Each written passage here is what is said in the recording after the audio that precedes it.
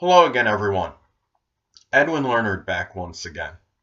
In this YouTube astrological segment, I'm going to be talking about the 2017-2018 Black Moon Lilith and Capricorn transit part 2. And what I'm going to talk about is the transit's possible impact on the zodiac signs Aries, Taurus, Gemini, Cancer, Leo, and Virgo. So, and yes, it does apply and pertain to the sun, moon, and ascendant. Well, anyway, people, the first sign I talk about is Aries, and for Aries, of course, the 10th house is what will be emphasized and highlighted. This could unveil a rather tyrannical or ruthless dominant parent, which is often the father, and it might be unveiling these characteristics in them.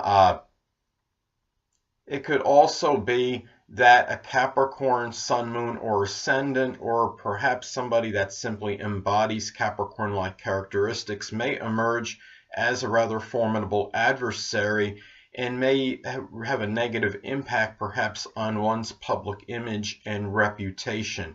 This could also be a time for Aries when he or she may simply be trying to extricate his or herself from perhaps overwhelming career responsibilities, and also could be where maybe some unethical business maybe is unveiled at this time, which that Capricorn was involved in. I'm sorry, Aries may have been involved in, and it could have a negative effect on one's reputation and their standing in the community. So anyway, as far as Taurus goes, well, the 9th house is what will be emphasized and highlighted.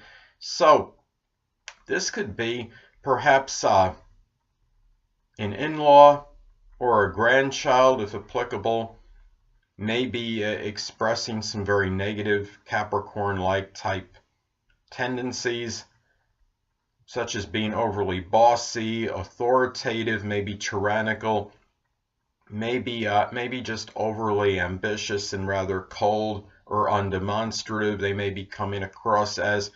This could be also, as Black Moon Lilith could also be about what can put us in a strong state of trepidation and fright. And this could be perhaps taking maybe a very serious long distance journey for Taurus, and really one which might require a lot of this Capricorn-like premeditation and planning.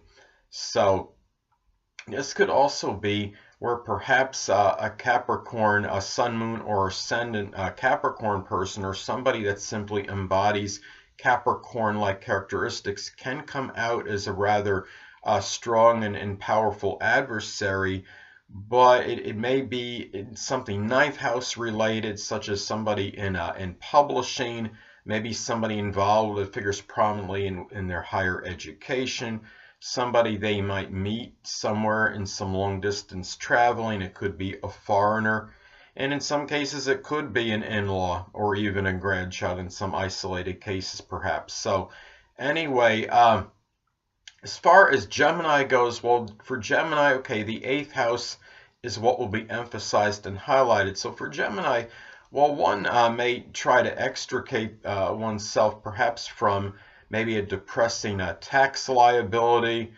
or it could be some kind of insurance. Maybe there's an insurance payment that has to be made. It could also be maybe just a fear, a state of trepidation, maybe conventional or orthodox sexual situation might put Gemini in a state of trepidation at this time. I mean, Gemini is a sign that's often averse to commitment. So, and it could also, I mean, in some cases, I mean, we're talking about the 8th house and it's about transformation. It might be a fear for Gemini of taking responsibility toward making some kind of serious major change or transformation in one's life. And this could be something too where a Capricorn, sun, moon, or ascendant, or somebody that simply embodies Capricorn-like characteristics, can emerge as a formidable adversary.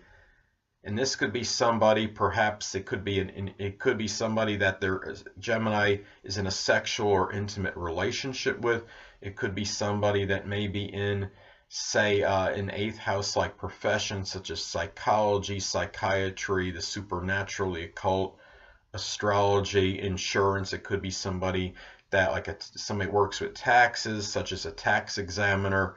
So anyway, well, as far as Cancer goes, the 7th house is what will be emphasized and highlighted. So for Cancer, this could be where perhaps a significant other may unveil maybe a strong, dark, perhaps depressive quality at this time, a rather cold or undemonstrative quality as well. This could be, for Cancer, there could be some strong fear perhaps that might be connected with having maybe some kind of maybe a structured legal settlement, or it could be something where Cancer might feel overwhelmed with perhaps responsibility to a relationship, to someone, to a significant other perhaps. This could also be a time for Cancer where a Capricorn, somebody that has the Sun, Moon, or Ascendant in Capricorn, or somebody that simply embodies Capricorn-like characteristics, can emerge as a very strong or powerful enemy or adversary. It could be in a legal battle as well, considering we're talking about the 7th house. 7th house is about open adversaries as well, so this is kind of like a double whammy. This could really increase that chance, I think, for Cancer having to deal with this, something of this nature at this time. So anyway, well, as far as Leo goes, well, the 6th house is what will be emphasized and highlighted. So this could be a time where something might be unveiled as far as Capricorn-like health-related matter that comes out that maybe Leo didn't want to come out. It could be something connected with the skin, the bones. In some cases, it could be like bone cancer, or in something that, I mean, Capricorn related, such as the knees or the legs. There might be some kind of situation that might come out, and maybe for whatever reason, Capricorn simply didn't want it divulged or unveiled. And now, the thing that could put Leo in a state of trepidation and fear simply could be others maybe being oblivious to their achievements at their place of employment. This could also be a strong fear or aversion perhaps to being on some kind of regimented or consistent Capricorn-like schedule, because we're talking about the daily routine now being the 6th house. Also, somebody, a Capricorn Sun, Moon, or Ascendant, or somebody that simply embodies Capricorn-like characteristics may emerge as a very strong enemy or adversary. It could be somebody that might be in the person's work or employment sphere. It could be a person that they see in their daily routine that maybe turns on Leo. It could also be somebody maybe that's connected with their health somehow. Maybe it's somebody maybe that they work out with, or it could be something of that nature, or somebody that simply may be in a 6th house like profession, such as a nutritionist or a doctor, somebody in the health and fitness field. So anyway, well, the next, as far as Virgo goes, well, the 5th house is what will be emphasized and highlighted. So for Virgo, this could be, if applicable, Virgo has any children, a child may reveal a cold or intractable, rigid side to him or her. It could also be somebody that Virgo may be in a romantic relationship with.